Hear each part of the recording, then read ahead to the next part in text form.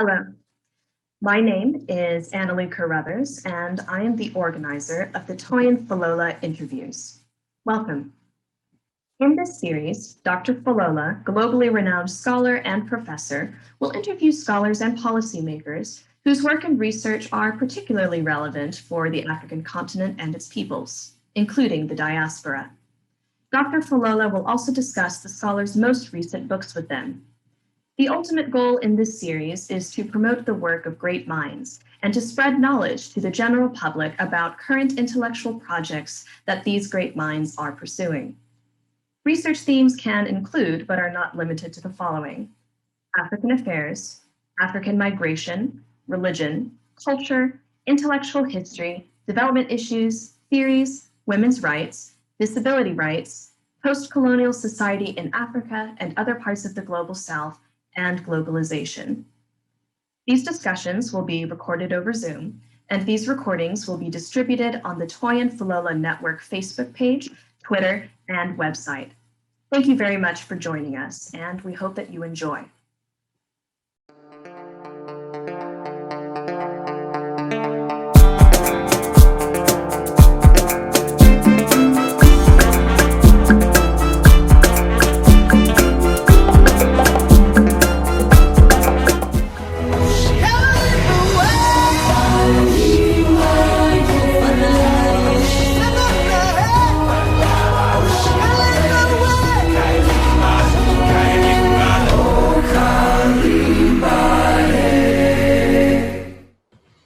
Let me now turn to Professor Pamela Olubunmi-Smith. She was born in Lagos, Nigeria. Like Professor Arrow, she's now retired, and she was before then Professor of English, Humanities and Women's Studies at the University of Nebraska, where she taught for many years English composition, women and gender studies, focusing on women of color writers.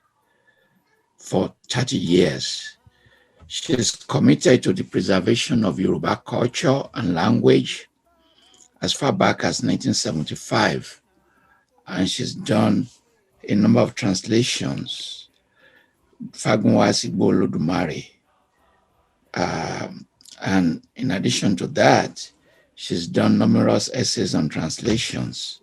It's because of her work that we are doing a special edition on her Yoruba Studies Review to honor her contributions. And she co-edited a book with Daniel Kunene on tongue and mother tongue, African literature, and the perpetual search for identity. At the moment, she is also doing a translation of Shaworede, one of the films that TK produced, and the Pan-African University Press in 2016 published a translation of Treasury of Childhood Memories. Thank you for joining us and for being part of this dialogue, conversation, and exchanges. Thank you. Thank you for that welcome. TK, hello. It's good to see you again. Antifa, good evening. Oh, good Yes. morning. Yes. That's a good segue, the mention of Shaworide and the translation that I'm working on. And so I'll be a bit partial to that work, your work, and mostly now that it's been announced, that there is a forthcoming English translation of Shaworide. I'll take you back to the conference, the Shoyinka Fagunwa conference in Akure a year ago, August.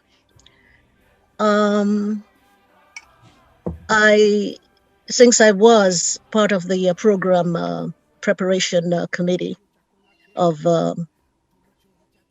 Teju, Olanio, myself, and names escape me now.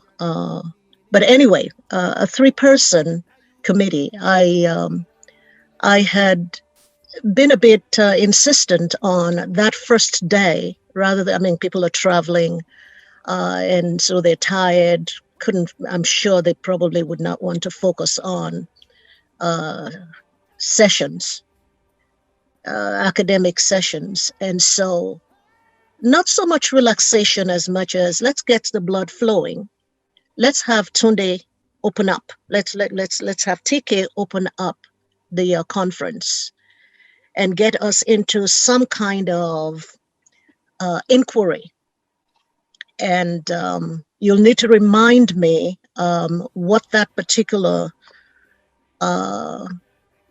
film was that you showed. And for the others of us, essentially, what TK did was, and I don't know why he selected this particular film, but he was searching for something. And well, whatever that something was, he got it and got more than he bargained for. It was a critique of, I mean, here are so-called Akada folks who would take a look at this particular film and tell him, well, I don't know why he wanted to know what was wrong with it. He knew what was wrong with it, but he wanted some feedback. And he did get a lot of feedback, and he was really, I mean, very open to the feedback, and the feedback came. So what was that? What was the name? What is the name of that film that you showed and that you insisted you wanted to redo? And then I'll follow up with my question about redoing of films. It is the adaptation of Wole Soyinka's Lion and the Jewel. Exactly, that's right. Lion and the Jewel. And yes. What I thought, I was in casual conversation with Professor Wole Soyinka. Look, why don't you take something very simple from my work and do it in that your area as Professor Wole Soyinka? I considered it. I said, wow, this is a wonderful opportunity for me to take a Wole Soyinka's work and retrieve it and return it to where I came from in the first place. I would do it as a simple Yoruba story, and then people didn't have to know if it was Wole Soyinka's story work. And I would perhaps post to them and say, you know what? You have just watched it. You are now in the world of Wole Soyinka and things like that. But I underestimated it and I paid for it. Because I came back to Professor Wole Soyinka maybe the third day and said, Prof, I've decided on what to do. I'm going to do The Lion and the Jewel. I'm going to go to CD illegally. And guess what? I'm going to shoot this film in 8 days. And Professor Wole Soyinka, are you out of your mind? And no, sir. You taught us guerrilla theater. And more or less, Nollywood is already guerrilla in any case. So, I'm going to do it. And follow the same style.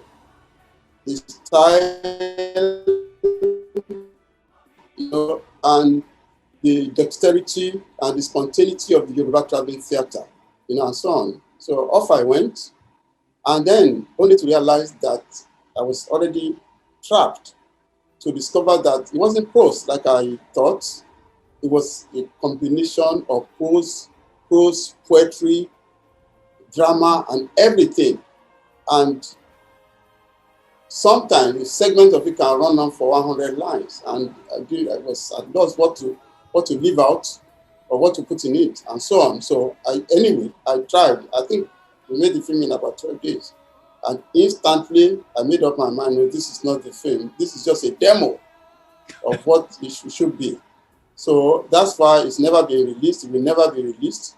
And I found, still working behind the scene, I found the perfect location for it. It's even not in Nigeria. is in Weme in Benin Republic. I met the Baale, the king of that place, and so on. So as soon as I can put the funds together, I have to do this. And it's really, really very important to me.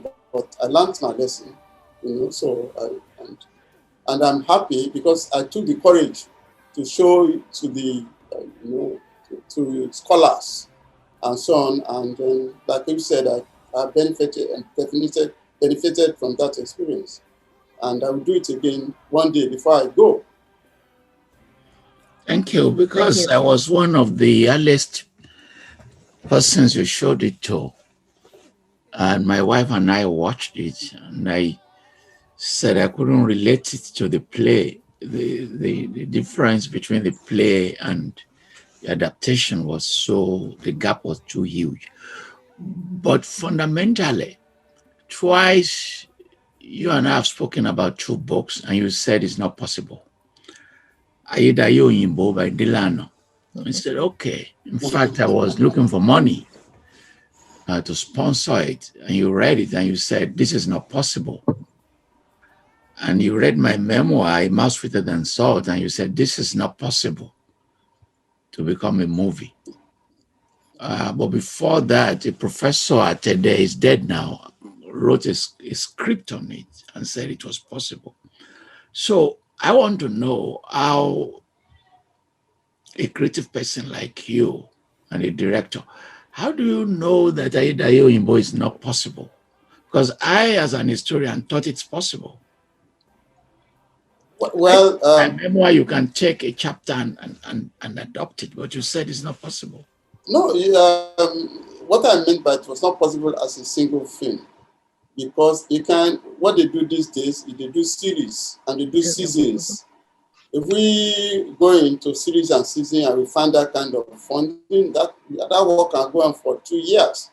That's what I mean. That this is not just it's not impossible, but then it is not possible as a single film, because it, in fact, it witnessed the transformation of a whole town, and the development and everything. It was almost a lifetime, of the chief, since he was young till he finally gave up and things like that. And I thought, this is not that so straightforward and so simple. You thought that it would end at a point only to open up again, and then gradually show the development of a people, of a place, and towns sprang up, and it shows again the development, the start of the process of democracy, all within one book.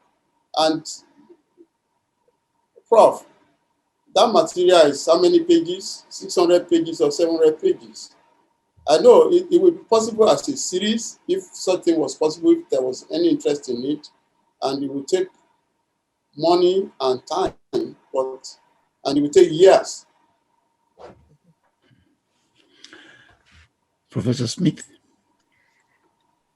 Okay, so let's go back then to my curiosity after that experience with you and the other, the fellow scholars. And to a certain extent, it's that experience that propelled me to say yes to translating Shaworide. Now, I've watched Shaworide, what you've done already. I've watched it over and over and over again. And each time I've had to ask myself, why would this guy want to redo, Shaworide? Because to a certain extent, a literary person, let's say a novelist, will write a novel, would revise it, would nurse it, would cuddle it, would put it aside and come back to it, because once that cover goes on it and it's published, really, you don't retrieve a novel.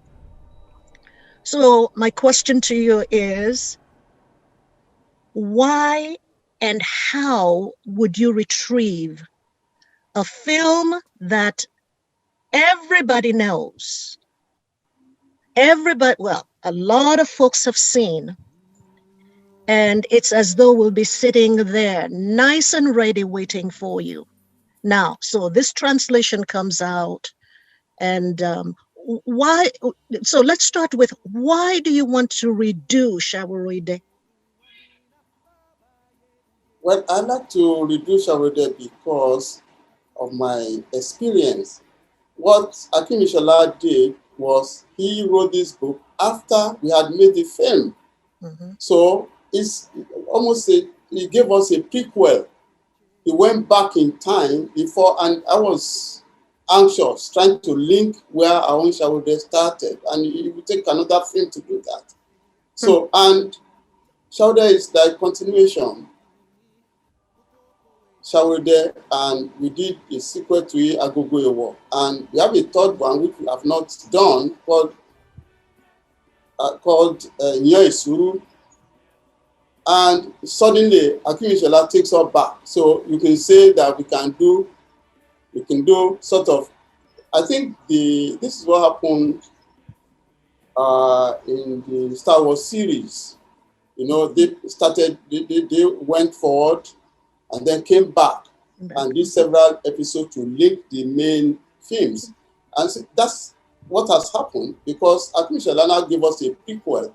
And it was very exciting the way he has started and the story he told before we could link the main Shawaride there. So, you know, it suddenly made Shawaride almost irrelevant, you know. So if we found the kind of fund, and we did that, and we went back, you know, and do the prequel to link the Shawaride, I think we have to sort of do the remake Shawaride itself, because everything would have changed, you know. And then we are not maybe an opportunity to, you know, to do another Shawaride, you know. But the thing, it has happened twice, because that's exactly the same thing Akim Ishola did in The Campus Queen. It was after we made the film that he wrote the book. I see. That he wrote the book. So we have to go back again, you know, and see. Now let's put the two side by side and see where this one starts and where that one ends. But without doubt, I think Akim's account, or what we now call a prequel, Okay. you know, before our main Shawaride, it's unbelievable. I mean, I of course salute his power, you know, and so much work that is done. I think more than anything else, it will be a tribute to Akim Ishola himself. Yes. So let me come in as I do. And this time around, I want to talk about recruitment of performers. And my observation may not be correct. I started to grow up in 1950s and 60s at Ibadan.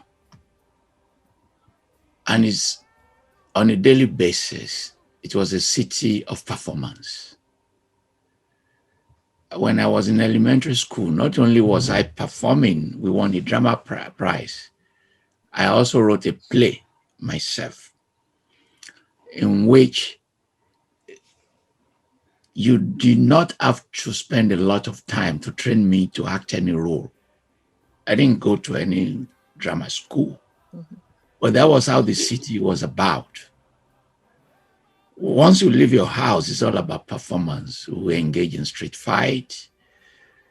If you try me, I can abuse you using your body anatomy, everything for 2 hours non-stop. I just keep sketching you. So I doubt you're going to get a kid of my generation who could not quickly do a skit, because that's what we're doing when we're eating our food, playing soccer. So that performance was organic. It was grounded. Then years later, I now realized that I couldn't take any of this for granted, that you have to coach these people in language, idioms, and gestures. I just go to Ibadan one day and said, these people don't even, what's going on? So I don't know from your experience whether recruitment has become problematic, whether you still get this organic performance on the street that you can draw from that makes your work easier.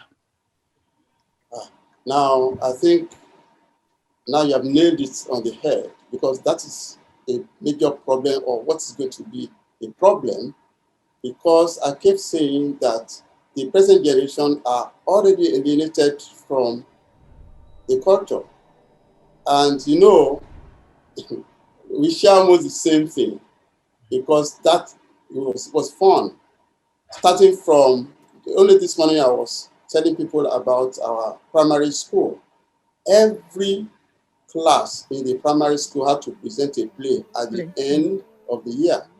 You know, so it was part of the responsibility of the teacher, you know, to come out with a play, you know, for each class. And this morning I was joking why I decided I was not going to be an actor or anything like that, apart from the fact that I'm not a fine boy. I'm not the kind of face that people will cast, you know, quite just like that. And I remember in my primary school, when we did the play, end of the year play, it was Pharaoh and the story of Moses in the Bible and so on. So I don't know why they took a look at me and thought the only role I could play was the infant Moses.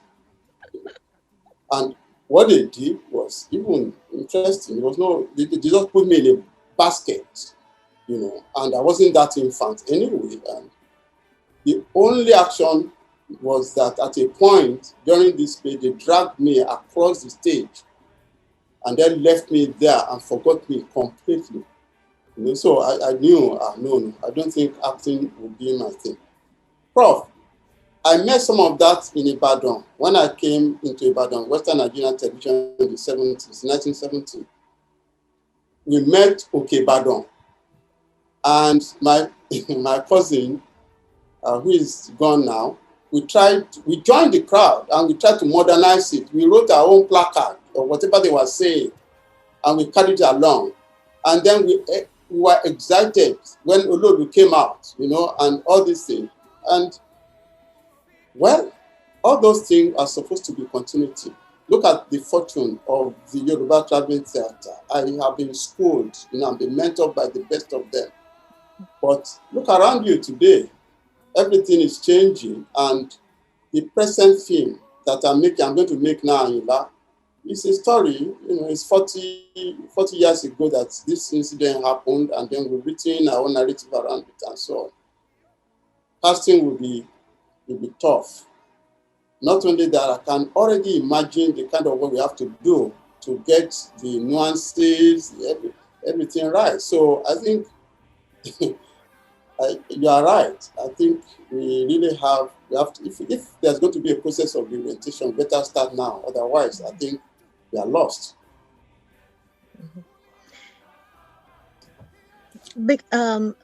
Because you know, personally, as I said, just to reorient myself, to just imagine what you might have been feeling when you decided Shawaride needs a redo.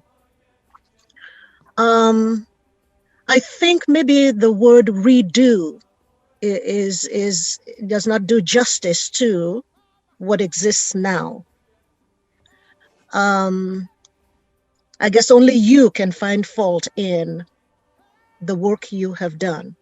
But from an audience, you know, perspective, and one who has read that Yoruba work, you know, back and forth, that is a tough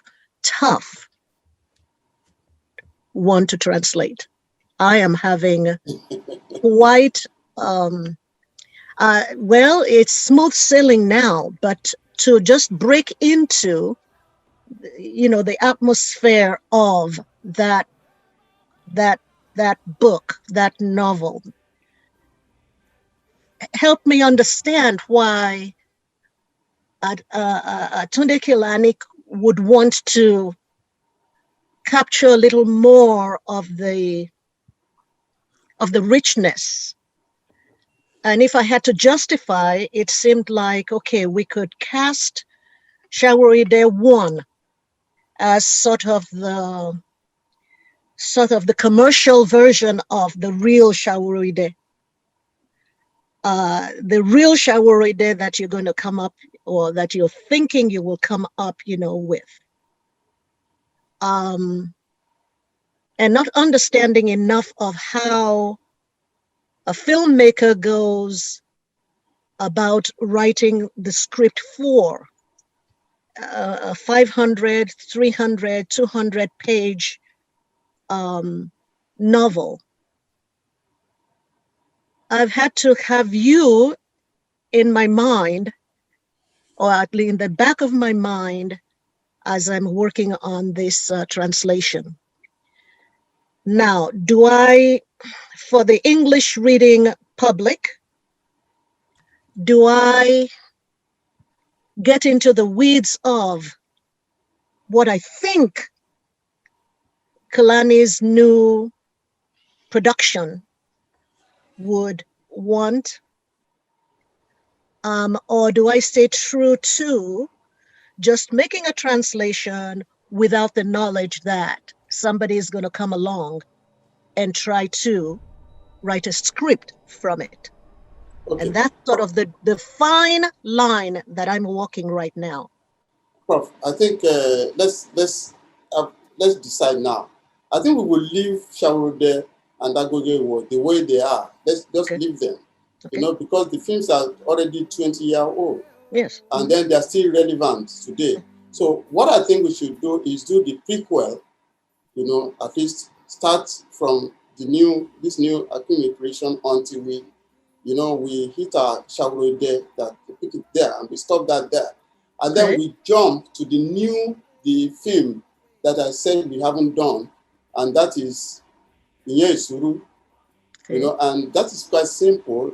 Isuru is that matchy yellow yam that you never use. You never use for pounding. But in this case now, for some there was a lunch or general cooking, and they brought the food, and nobody could eat it.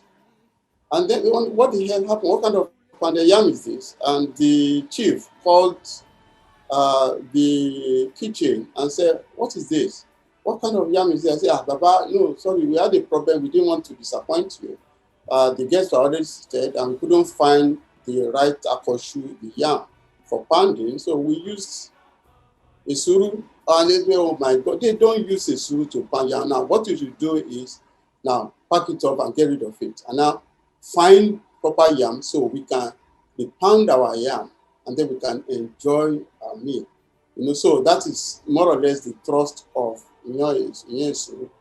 And that work will be complete. If we did that, I think you should just continue. You are doing a wonderful job, because your work is so important, because the Yorubas cannot read Yoruba anymore. They can no longer read Yoruba.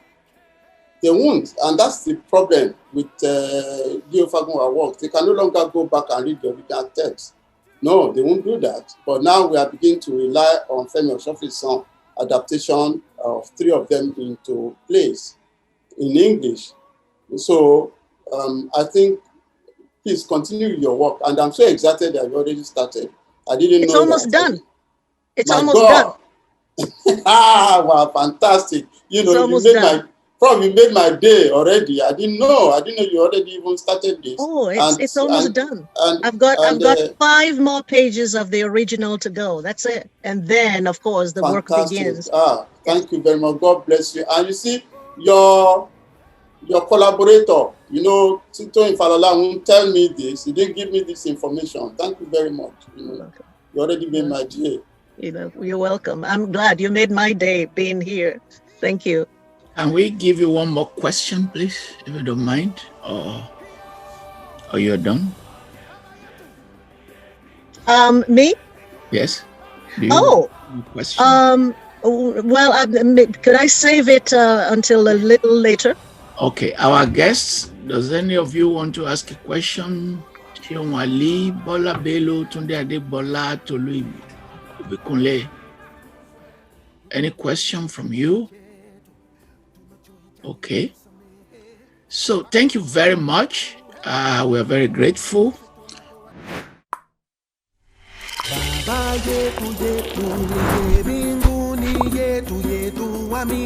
Baba yetu yetu liye funjina la koweli tukuzwe